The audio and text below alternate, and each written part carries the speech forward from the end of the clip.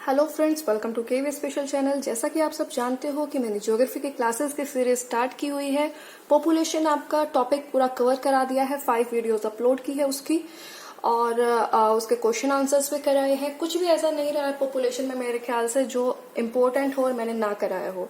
तो अगर नहीं देखा है तो देख सकते हो। कल मैंने natural vegetation and wild life topic start किया है।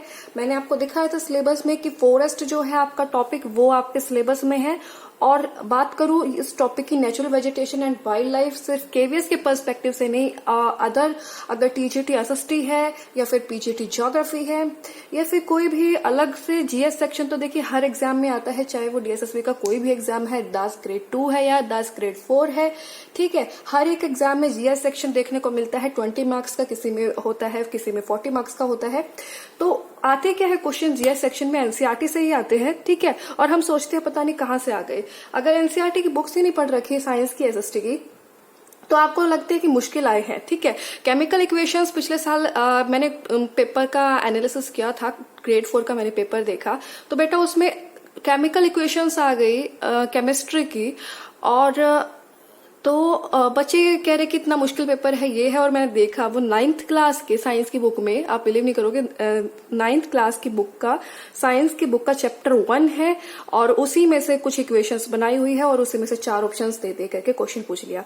तो मैं ये क्यों बता रही हूँ इतना सब? ये इसलिए बता रही हूँ क्योंकि जो आपका एनसीईआरटी है ना, उसी में से क्वेश्चन आते हैं। तो ये सिर्फ जो आपके मैं पढ़ा रही हूँ, ये सिर्फ केवीएस के लिए ही नहीं, DA-SSSB के लिए भी उतना ही इंपॉर्टेंट है। या जहां भी आपकी, चाहे वो एसएससी है, कोई भी अन्य एग्जाम है, जहां भी जीएस सेक्शन आपको देखने को मिलता है, वो सब उस सब में ये चीजें हेल्पफुल रहने वाली है। तो नेचुरल वेजिटेशन का मैंने आपको सीजन्स बता दिए थे, कितने तरीके के मौसम होते हैं, इंडिया का क्लाइमेट बता दिया था, वेदर एंड क्लाइमेट में डिफरेंस बता दिया था। पार्ट 1 देखना जरूरी है क्योंकि वो इंट्रोडक्शन है और इसका बेस है, ठीक है। उसमें से भी आपको क्वेश्चंस बन सकते हैं। जो भी कराती हूँ बहुत इंपॉर्टेंट कराती हूँ। आज हम पढ़ने जा रहे हैं टाइप्स ऑफ फॉरेस्ट, जो आपके वन है, वनों के प्रकार के बारे में हम जानेंगे। ये मेरे चैनल की टैगलाइन है, believe in us we believe in your selection. So without wasting any time, let's start the class.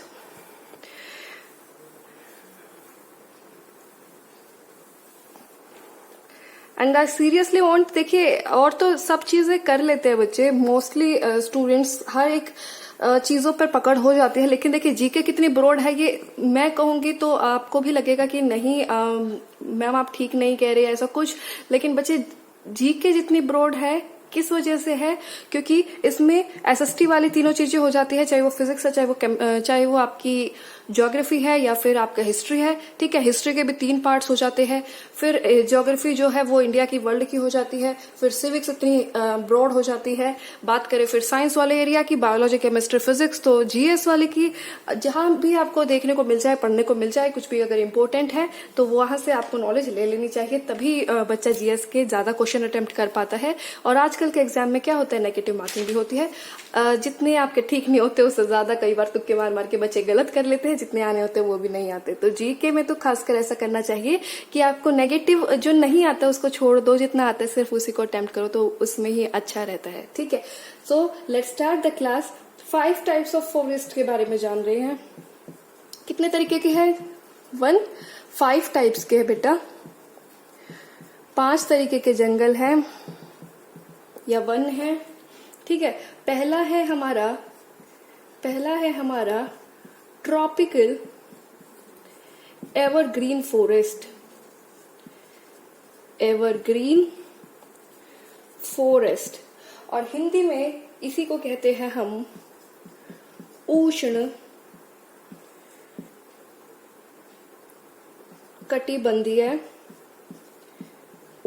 कटिबंधीय वर्षा वन।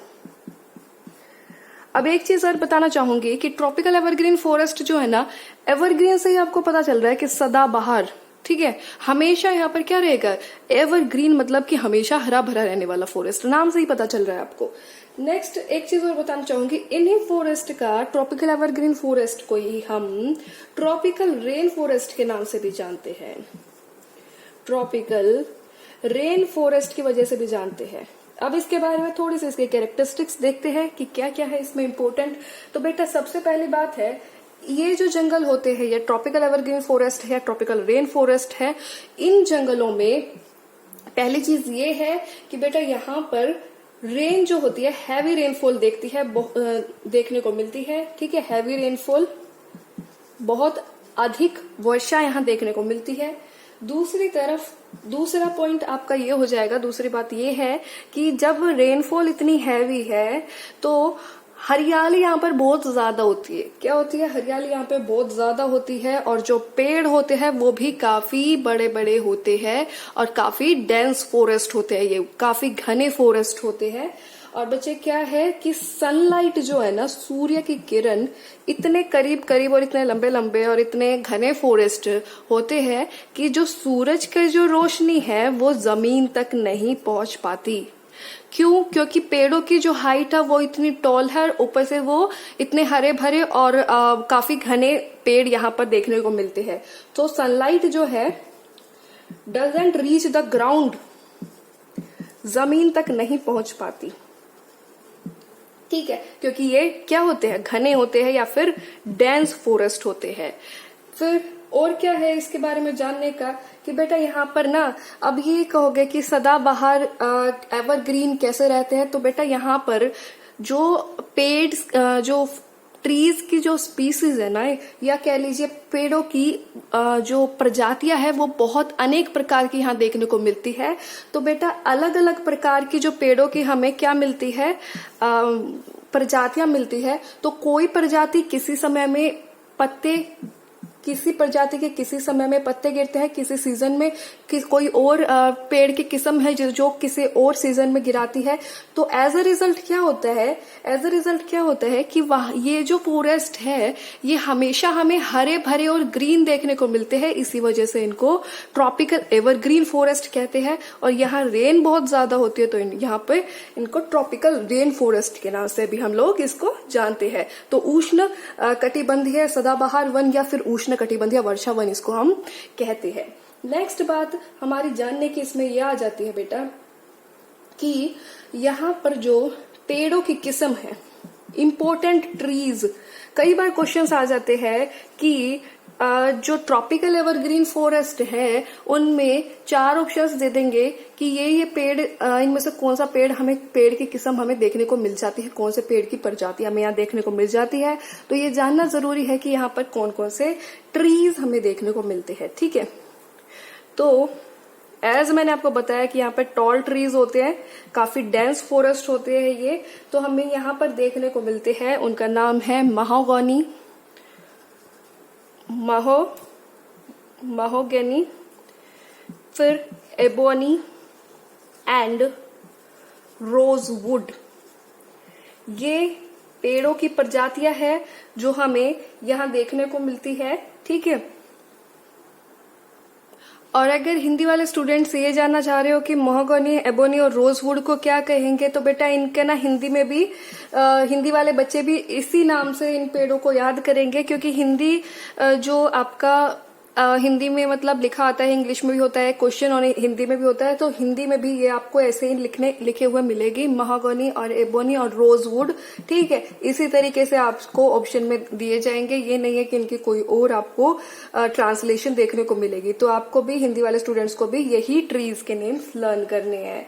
नेक्स्ट इसमें अब वो क्या जानने की जरूरत है, एक और इम्पोर्टेंट पॉइंट क्या है कि बेटा ये जो ट्रॉपिकल एवरग्रीन फॉरेस्ट है या ट्रॉपिकल रेन फॉरेस्ट है, मतलब ये, तो ये हमें कहाँ पर देखने को मिलते हैं, इंडिया में कौन सी जगह पे हमें ये देखने को मिलते हैं। ठीक है, तो बेटा ये हमें देखने को मिलते हैं अंडमान एंड निकोबार द्वीप समूह, अंडमान एंड निकोबार आइसलैंड में, अंडमान एंड निकोबार आइसलैंड्स में। और हमें ये मिलते हैं part of north eastern state, north eastern state, उत्तर पूर्वी राज्यों में, जो आप 7 सिस्टर्स जिसको कहते हैं ना, अरुणाचल प्रदेश, मेघालय, मणिपुर, यहाँ पर आपको पता है कि हेवी रेनफॉल होती है, तो यहाँ पर हमें देखने को मिलते हैं। तीसरी जगह हमें और कहाँ देखने को मिलते हैं बेटा, वेस्टर्न स्लोप ऑफ वेस्टर्न घाट, जो हमारा वेस्टर्न घाट है। ठीक है, डेक्कन प्लेटू के अराउंड। तो बेटा वेस्टर्न घाट पे हमें ट्रॉपिकल एवरग्रीन फॉरेस्ट देखने को मिलते हैं। और ये जहां जहां ये जो नाम लिखे हैं तो आपको खुद समझ लेना चाहिए। अगर मैंने कहा है कि ट्रॉपिकल रेन फॉरेस्ट है या हैवी रेनफॉल होती है, तो यहाँ इन सभी जगहों पे हमें रेनफॉल काफी मात्रा में देखने को मिलती है, पहली बात। दूसरी बात, हमें यहाँ पर डेंस फॉरेस्ट देखने को मिलते हैं। तो ये कुछ इनकी कैरेक्टरिस्टिक्स है। आप चाहो तो इसका स्क्रीनशॉट ले सकते हो, ठीक है। आई होप कि ये क्लियर हो गया होगा, बहुत ही इजी लैंग्वेज में पढ़ाया है, ठीक है। नेक्स्ट मूव ऑन करते हैं अगले फॉरेस्ट की तरफ, जानते हैं उनकी क्या कैरेक्टरिस्टिक्स है। सो सेकंड टाइप है हमारे फॉरेस्ट की ट्रॉपिकल डेसिडुअस फॉरेस्ट या फिर मॉनसून फॉरेस्ट भी इनको हम जानते हैं, ठीक है। स्लैश लगा रखा है, मतलब ये ट्रॉपिकल डेसिडुअस फॉरेस्ट को हम मॉनसून फॉरेस्ट के नाम से भी जानते हैं। उष्ण कटिबंधीय पतझड़ वन इनको हिंदी में कहते हैं या फिर मानसूनी वन भी कहते हैं, ठीक है। अब इनके बारे में जानते हैं कि बेटा ये कौन से फॉरेस्ट है, इनकी क्या कैरेक्टरिस्टिक्स है, क्या विशेषताएं है। तो बेटा जो अभी अभी बताया है ना ट्रॉपिकल एवरग्रीन फॉरेस्ट या फिर ट्रॉपिकल रेन फॉरेस्ट, इसका जस्ट उलट है ये, ठीक है, इसका जस्ट ऑपोजिट है। तो इसमें क्या है कि ट्रॉपिकल डेसिडुअस फॉरेस्ट जो होते हैं, इनमें क्या होता है, ज्यादातर जो हमारा कंट्री है, इंडिया है, इंडिया के ज्यादातर भाग में हमें डेसिडुअस फॉरेस्ट मिलते हैं, ठीक है। ये लार्ज पार्ट, हमारी कंट्री का लार्ज पार्ट कवर करते हैं। डेसिडुअस फॉरेस्ट हमारी कंट्री का लार्ज पार्ट कवर करते हैं, एक बड़ा भाग कवर करते हैं, ठीक है। और इन्हीं फॉरेस्ट को हम मॉनसून फॉरेस्ट के नाम से जानते हैं। जैसे मैंने आपको बताया था कि एवरग्रीन फॉरेस्ट आपके बहुत ज्यादा घने होते हैं, तो ये थोड़े कम घने होते हैं as compare to evergreen forest, as compare to जो आपके वर्षा वन है या फिर एवरग्रीन फॉरेस्ट है, उनसे कम घने होते हैं। नेक्स्ट चीज आपको जानने की जरूरत है कि बेटा ये जो है, जैसे मैंने आपको बताया था कि एवरग्रीन फॉरेस्ट तो आपके उसमें बहुत सारी प्रजातियां होती है, कभी मतलब अलग अलग टाइम पर भी पत्ती जो है वो झड़ती है। तो इस वजह से किसी वाले ट्री की, किसी वाली प्रजाति के किसी समय पर झड़ रही है, किसी वाली प्रजाति के पौधे की प्रजाति पर किसी समय पर घिर रही है। एज ए रिजल्ट क्या होता है कि वहां पर हमेशा हरा भरा देखने को मिलता है, सदाबहार हमें एक जैसा देखने को मिलता है। ऐसा लगता है जैसे बहुत ज्यादा घने और एवरग्रीन रहते हैं वो। लेकिन यहाँ पर क्या है कि ये जो है दीज फॉरेस्ट, इसमें जो ट्रीज है ना, ट्रीज शेड देयर लीव्स या फिर पत्ते जो झड़ते हैं वो एक पर्टिकुलर सीजन में, एक पर्टिकुलर टाइम पर ही झड़ते हैं, particular time of a year, एक साल के एक पर्टिकुलर समय पर इसमें पत्ते झड़ते हैं, ठीक है। इसलिए इनको ये क्या कह रहे हैं, हम पतझड़ वन कह रहे हैं। और नेक्स्ट हमें चीज जानने की जरूरत है कि यहाँ के इम्पोर्टेंट ट्रीज कौन से हैं। जैसा कि मैंने आपको बताया कि पूछ सकते हैं कि भाई, जैसे मैंने पिछला वाला बताया है आपको एवरग्रीन, कि mahogany, rosewood and ebony trees are found in which of the following forest. आपको पता है 5 फॉरेस्ट है, इनमें से कोई भी 4 आपको ऑप्शंस में दे देंगे और सही आंसर क्या हो जाएगा, ट्रॉपिकल एवरग्रीन फॉरेस्ट। तो इसी तरीके से हमें देखना है कि ट्रॉपिकल डेसिडुअस फॉरेस्ट के ट्रीज, इंपोर्टेंट ट्रीज कौन कौन से। तो बेटा यहाँ पर है साल, टीक, पीपल,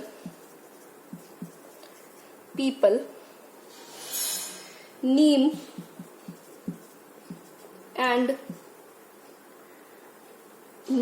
एंड शीशम, ठीक है। साल, टीक, पीपल, नीम और शीशम, ये उदाहरण किसके हैं, उष्ण कटिबंधीय पतझड़ वन या फिर मानसूनी वन के, ठीक है। याद रहना चाहिए, इंपॉर्टेंट है। ये ट्रीज के नाम तो आपने बहुत बार सुने हैं, नीम, शीशम, पीपल, सुना है ना भाई मोस्टली आपने सुना होगा। जो नीम है वो तो हमारा मेडिसिनल प्लांट भी इसको हम कहते हैं, ठीक है। और अब जानने की जरूरत है कि ये कहाँ कहाँ पर हमें देखने को मिलते हैं, ठीक है। सो दे आर फाउंड इन, हमें कहाँ कहाँ देखने को मिलते हैं ये वाले फॉरेस्ट। तो बेटा ये हमें देखने को मिलते हैं उत्तर प्रदेश में, ठीक है, और मध्य प्रदेश में, यूपी में, एमपी में, और हमें कहाँ देखने को मिलते हैं, बिहार में, झारखंड में, बिहार, झारखंड, छत्तीसगढ़ में, छत्तीसगढ़, ओडिशा एंड महाराष्ट्र के कुछ हिस्सों में, एंड पार्ट्स ऑफ महाराष्ट्र तो ये है इनकी कैरेक्टरिस्टिक्स। मैंने बता दिया है आपको कि एक पर्टिकुलर साल के एक पर्टिकुलर टाइम में ये पत्ते इनके झड़ते हैं। ये as compare to evergreen forest उनसे कम घने होते हैं। इंपॉर्टेंट ट्रीज मैंने बता दिया है, साल, टीक, पीपल, नीम और शीशम। और कहाँ कहाँ मिलते हैं ये चीज बता दी है, UP, MP, Bihar, Jharkhand, Chhattisgarh, Odisha and parts of Maharashtra. Maharashtra के कुछ भाग में हमें ये पेड़ या हमें ये फॉरेस्ट देखने को मिलते हैं। तो बेटा अगर आप चाहो तो इसका क्या ले सकते हो, स्क्रीनशॉट ले सकते हो। ठीक है, नेक्स्ट फॉरेस्ट की ओर मूव ऑन करते हैं। So third part of vegetation, वनस्पति का तीसरा जो पार्ट है, ठीक है, ये फॉरेस्ट नहीं, ये क्या है बेटा, वेजिटेशन का पार्ट है। फॉरेस्ट हमारे जो दो तरीके के अभी पढ़े हैं, ट्रॉपिकल और डेसिडुअस, वो हो जाएंगे। और थॉर्नी बुशेस जो अब हम पढ़ रहे हैं, कंटीली झाड़ियां, ये जो वनस्पति है हमारी, उनका एक पार्ट है। ठीक है, नेचुरल वेजिटेशन है, वेजिटेशन के पार्ट्स है ये। तो वेजिटेशन के पार्ट्स में ही एक चीज पहले बता दूं आपको, वेजिटेशन के पार्ट्स को 5 पार्ट्स में बांटा गया है। तो पहला जो मैंने अभी बताया आपको, tropical evergreen forest, tropical evergreen forest या फिर ट्रॉपिकल रेन फॉरेस्ट। दूसरा आपका ट्रॉपिकल डेसिडुअस फॉरेस्ट, पतझड़ वन, उष्ण कटिबंधीय पतझड़ वन जो बताया आपका। ठीक है, तीसरा आपका ये जो थॉर्नी बुशेस बताया है, 5 तरीके के जो ये वनस्पति बता रही हूं मैं, थॉर्नी बुशेस। नेक्स्ट है आपका माउंटेन वेजिटेशन, जो आपका पहाड़ी क्षेत्रों में जो आपको वनस्पति देखने को मिलती है। ठीक है, और लास्ट आपका मैंग्रोव फॉरेस्ट, मैंग्रोव फॉरेस्ट। तो ये 5 चीजें हम पढ़ रहे हैं। 2 चीजें हमने कवर कर ली है, तीसरी हम थॉर्नी बुशेस पढ़ रहे हैं। ठीक है, जो कि वेजिटेशन का एक पार्ट है। और देन हम माउंटेनियस वेजिटेशन पढ़ेंगे and after then mangrove forest. तो अभी थर्ड वाला हम देख रहे हैं थॉर्नी बुशेस, कंटीली झाड़ियां। जैसा कि आपको नाम से ही पता चल रहा है, कंटीली झाड़ियां मतलब क्या होगा कि कांटेदार झाड़ियां। ठीक है, ये जो इनमें यहाँ जो भी पेड़ होते होंगे वहां पर क्या होते होंगे कि वहां पर पेड़ों में कांटे जरूर या कांटे देखने को जरूर मिलते होंगे। सो इसके बारे में थोड़ी सी इन्फॉर्मेशन देखते हैं क्या क्या है। तो बेटा ये जो है ना कंटीली झाड़ियां या थॉर्नी बुशेस, ये हमें हमारे जो भारत के या हमारी कंट्री के जो ड्राई एरियाज है या शुष्क जगह है, शुष्क क्षेत्र है, वहां पर हमें थॉर्नी बुशेस देखने को मिलती है। ठीक है, दूसरी चीज क्या हो जाएगी कि ये जो पेड़ होते हैं, ठीक है, ये कंटीली झाड़ियां होती है, इनकी जो पत्तियां होती है उन पे स्पाइक्स होती है, बड़े बड़े क्या होते हैं, कांटे होते हैं इन पे। ठीक है, आपने कैक्टस वगैरह देखा होगा, उन पे अगर आप हाथ लगाओगे तो क्या चुभते हैं ना वो। ठीक है, तो इन पे क्या होते हैं, पानी की जो कमी होती है ऐसे एरियाज में, पानी की क्या होती है, स्कैरसिटी ऑफ वाटर होती है।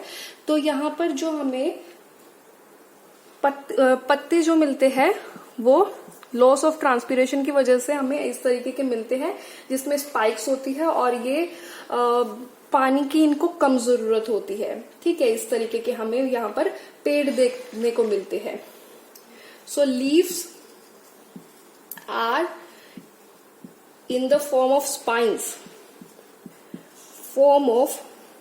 स्पाइन्स या फिर कांटेदार पत्तियां मिलती है to reduce the loss of water, to reduce the loss of water और ट्रांसपिरेशन। थर्ड चीज हमें क्या जानने की जरूरत है कि इनके पेड़, इंपॉर्टेंट ट्रीज या महत्वपूर्ण पेड़ यहाँ पर या जो हमारी वेजिटेशन है, वनस्पति है, वो कौन कौन से इसके अंदर आती है। तो बेटा इसके अंदर आ जाती है हमारी कैक्टस। ठीक है, कैक्टस तो मोस्टली आप सबने देखा होगा, खैर, बबूल का भी आपने नाम सुना होगा। ठीक है, कीकर, अगर कोई दिल्ली, हरियाणा, पंजाब इनमें रहता है तो कीकर के वृक्ष बहुत सारे देखे होंगे, बबूल के, कैक्टस के भी आपने देखे होंगे। ठीक है, तो ये जो है ट्रीज, ये इंपॉर्टेंट ट्रीज थॉर्नी बुशेस के अंदर हमारी आते हैं। नेक्स्ट हमें जो चीज जानने की जरूरत है कि ये हमें मिलते कहाँ पर है, ये थॉर्नी बुशेस हमें कौन कौन से एरियाज में देखने को मिलती है। तो बेटा ये हमें देखने को मिलते हैं इन स्टेट ऑफ राजस्थान स्टेट में हमें देखने को मिलती है, ठीक है। पंजाब में हमें ये देखने को मिलते हैं, ये ट्रीज नहीं कहूंगी, बुशेस, ठीक है। कीकर का तो खैर पेड़ ही होता है, मैंने खुद भी देखा हुआ है, ठीक है। और हमें ये देखने को मिलते हैं ईस्टर्न स्लोप ऑफ, ध्यान रखिए ये ईस्टर्न स्लोप लिखा है, वेस्टर्न स्लोप नहीं लिखा है। क्या लिखा है? ईस्टर्न स्लोप लिखा है, जहां पर आपके वेस्टर्न स्लोप जो बताया था, वेस्टर्न स्लोप ऑफ वेस्टर्न घाट जो बताया था, वहां पर थे आपके ट्रॉपिकल रेन फॉरेस्ट के पेड़, ठीक है, एबोनी, महागोनी एंड रोजवुड। अगर मैं बात कर रही हूं ईस्टर्न स्लोप ऑफ वेस्टर्न घाट, तो यहां पर हमें देखने को मिलती है थॉर्नी बुशेस या कंटीली झाड़ियां, ठीक है, थॉर्नी बुशेस या कंटीली झाड़ियां। और हमें ये पेड़, ये हमें गुजरात में भी देखने को मिलते हैं, ठीक है। तो ये है इसके कुछ इंपॉर्टेंट महत्वपूर्ण जो पॉइंट्स है आपको जानने की जरूरत है जिनकी, ठीक है। तो आप चाहो तो स्क्रीनशॉट ले सकते हो, इसको रब कर रही हूं। तो अब नेक्स्ट जो है हमारा वेजिटेशन का टाइप, वो है माउंटेन वेजिटेशन या फिर पर्वतीय वनस्पति।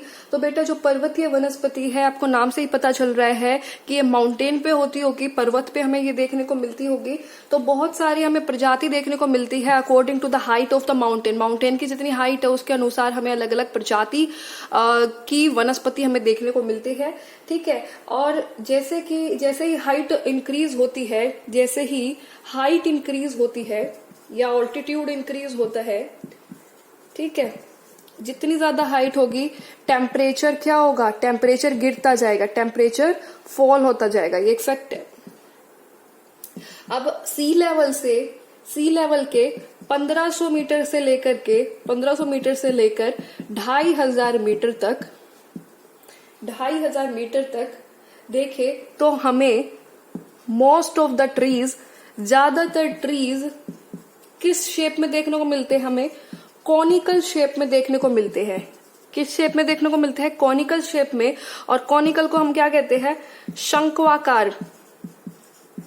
ये कॉनिकल वर्ड कौन से ही बना है, जो आप इसमें पढ़ते हो ना, किसमें, मैथ्स में पढ़ते हो ना, कौन, तो इसी शेप के हमें ज्यादातर वृक्ष देखने को मिलते हैं बेटा यहाँ पे, ठीक है, कौन शेप में। तो शंक्वाकार या फिर शंकु की शेप में हमें पेड़ देखने को मिलते हैं माउंटेन वेजिटेशन में। और ये जो ट्रीज है, इसी वजह से ये कॉनिकल शेप के होते हैं। तो इन्हीं ट्रीज को हम, ये जो ट्रीज होते हैं, इनको हम कॉनिफेरस, ध्यान रखिएगा, कॉनिफेरस ट्रीज के नाम से जानते हैं। कई बार पूछ लेते हैं कि कॉनिफेरस फॉरेस्ट भी कह देते हैं इनको, कॉनिफेरस फॉरेस्ट भी कह देते हैं कि which of the following is known as coniferous forest. तो ये माउंटेनियस वेजिटेशन की ओर कह देंगे कि कॉनिफेरस फॉरेस्ट के अंदर कौन कौन से वृक्ष पाए जाते हैं। तो ये आपके हो जाएंगे, इनको क्या कहेंगे आप हिंदी में? शंकुधारी वृक्ष। शंकुधारी वृक्ष कॉनिफेरस फॉरेस्ट का नाम है शंकुधारी वृक्ष हिंदी में। अब हमें जानने की जरूरत है कि यहाँ पर ये जो फॉरेस्ट है, ये जो फॉरेस्ट है, कॉनिफेरस फॉरेस्ट जो मैंने बताया, शंकुधारी जो आपके जंगल है या वन है, इनमें हमें ट्रीज कौन कौन से देखने को मिलते हैं, ठीक है। यहाँ पर ट्रीज कौन कौन से देखने को मिलते हैं? तो हमें बेटा ट्रीज मिलेगा यहाँ पर चिर, पाइन, दियोदार। ये इंपॉर्टेंट ट्रीज है जो हमें इन फॉरेस्ट में देखने को मिलते हैं, ठीक है। चिड़, हिंदी में इसको चिड़ कहते हैं, पाइन और देवदार, ये हमें वृक्ष देखने को मिलते हैं माउंटेन वेजिटेशन में। चाहो तो इसका स्क्रीनशॉट ले सकते हो। पर्वतीय इलाकों में ये फॉरेस्ट हमें देखने को मिलते हैं, ये वनस्पति हमें देखने को मिलती है। जितनी ज्यादा हाइट इंक्रीज होगी टेम्परेचर लो होता चला जाएगा। 1500 मीटर से लेकर 2500 मीटर तक हमें मोस्ट ऑफ द ट्रीज कैसे शेप में मिलते हैं, शंखवाकार शेप में मिलते हैं या फिर कोनिकल शेप में मिलते हैं। ठीक है, मूव ऑन करते हैं नेक्स्ट फॉरेस्ट पे। सो लास्ट जो हमारा है फॉरेस्ट के टाइप वो है मैंग्रोव फॉरेस्ट। ठीक है, मैंग्रोव फॉरेस्ट या मैंग्रोव फॉरेस्ट, इनकी कैरेक्टरिस्टिक्स क्या है इनकी, ये है कि ये जो यहाँ पर जो हमें वृक्ष पाए जाते हैं, यहाँ हमें जो पौधों की प्रजातियां या वृक्षों की प्रजातियां पाई जाती है वो सेलाइन वाटर में भी रह सकते हैं। सेलाइन वाटर का मतलब है यहाँ पर अगर खारा पानी भी है तो खारे पानी में भी ये जो वृक्ष है रह सकते हैं। ठीक है, दूसरी चीज है कि जो सुंदरी ट्रीज आपने सुना भी होगा। ठीक है, सुंदरी ट्रीज कौन से है, सुंदरी वृक्ष जो होते हैं एक महत्वपूर्ण प्रजातियां यहाँ पर जो पेड़ों की जो महत्वपूर्ण किस्म है, और इन्हीं सुंदरी ट्रीज की वजह से जो हम सुंदरबन डेल्टा सुनते हैं ना, सुंदरबन डेल्टा सुनते हैं ना, तो ये जो सुंदरबन नाम पड़ा है ये सुंदरी ट्रीज की वजह से ही पड़ा है। आप बहुत से बच्चों को पता भी होगा। ठीक है, और ये जो मैंग्रोव फॉरेस्ट है ये हमें कहाँ कहाँ पाए जाते हैं, सुंदरबन्स इन वेस्ट बंगाल, जो हमारा सुंदरबन है पश्चिम बंगाल में वहां पर, और अंडमान एंड निकोबार आइलैंड में हमें ये वन देखने को मिलते हैं। ठीक है, तो ये है हमारा मैंग्रोव फॉरेस्ट के बारे में। चाहो तो आप स्क्रीनशॉट ले सकते हो। ठीक है, ये आज हमने पढ़ लिया है 5 टाइप्स ऑफ वेजिटेशन। और